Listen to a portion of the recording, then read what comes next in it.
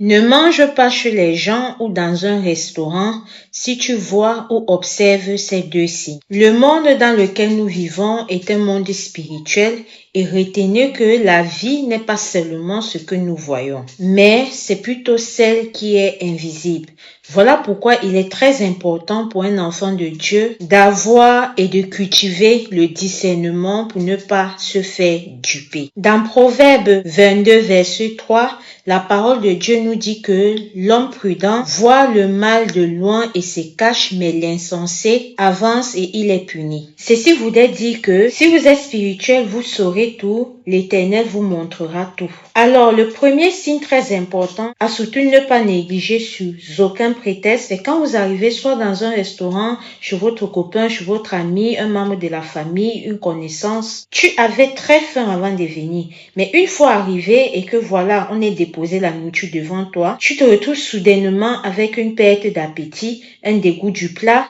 Tu es comme dérangé, agité devant la nourriture, tu as même des envies de vomir. Alors, il ne faut pas être intelligent là pour comprendre que c'est un mauvais signe et que là, c'est la manière du Seigneur qui te parle, qui te dit ne mange pas cette nourriture-là. Et dans ce cas-là, si tu t'entêtes et que tu manges et que là, c'était le moyen pour ces gens-là de t'avoir à travers la nourriture, mais laissez-moi vous dire qu'ils auront réussi. Et rappelez-vous dans Matthieu chapitre 5, verset 37, Jésus a dit que votre oui soit oui, votre non soit non, et que ce qu'on y ajoute vient du malin.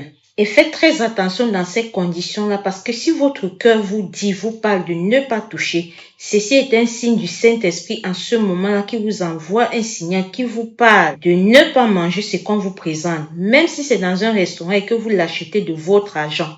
Quand tu as ce sixième sens-là, ton ressenti, non. Et au cas où vous voulez vous résister, retenez et gardez-le bien quelque part dans votre tête que on connaît l'homme physique, mais on ne connaît pas l'homme intérieur. Alors, deuxième signe à ne surtout pas négliger, c'est lorsque vous rêvez dans la nuit qu'on vous force à manger un plat et que une fois le lendemain, le jour que vous êtes réveillé, on vous présente le même plat.